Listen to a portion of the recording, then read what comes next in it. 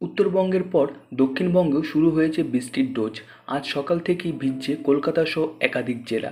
আগেই আবহাওয়া দপ্তর জানিয়েছিল জুলাই মাসে বৃষ্টি বাড়বে দক্ষিণবঙ্গে।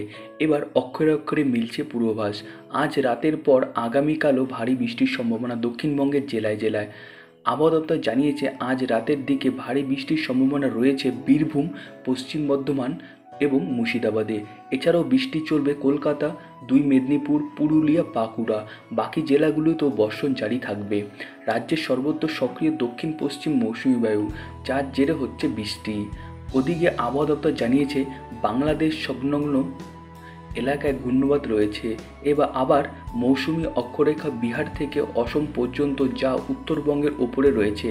তবে এর কারণে অধিক বৃষ্টির সম্ভাবনা উত্তরের জেলাগুলিতে, তবে বৃষ্টি হবে দক্ষিণেও। আবহাওয়া দপ্তর জানিয়েছে শনিবার পর্যন্ত ভারী বৃষ্টির সম্ভাবনা থাকবে উত্তর ও দক্ষিণ চব্বিশ পরগনা, নদিয়া, মুর্শিদাবাদ এবং বীরভূমে। আগামীকাল অর্থাৎ বৃহস্পতিবার ভারী বৃষ্টি হতে পারে বীরভূম, পশ্চিম বর্ধমান এবং মুর্শিদাবাদে। ভারী বৃষ্টির সম্ভাবনা শুক্রবার দুই চব্বিশ পরগনা ও দুই মেদিনীপুরেও ভারী বৃষ্টির পূর্বাভাস রয়েছে।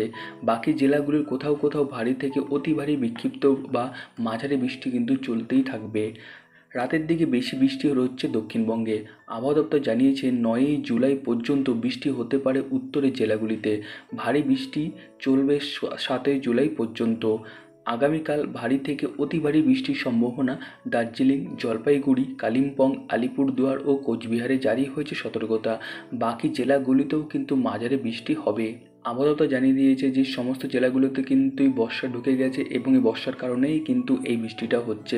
তো আপনারা কোন ডিস্ট্রিক্টে বাস করছেন এবং আপনাদের ওইখানে কীরকম বৃষ্টি হচ্ছে, ভারী না অতি ভারী বৃষ্টি হচ্ছে, কখন বৃষ্টি হচ্ছে, সেটা কিন্তু অবশ্যই নিচে কমেন্ট বক্সে কমেন্ট করে জানিয়ে দেবেন। এবং এই রকমের লেটেস্ট হেল্পফুল ভিডিওগুলি সবার আগে দেখার জন্য কিন্তু অবশ্যই আমাদের এই চ্যানেলটাকে সাবস্ক্রাইব করে রাখবেন। ওকে, খুব ভালো থাকবেন, সুস্থ থাকবেন। থ্যাংক ইউ অ্যান্ড জয় হিন্দ।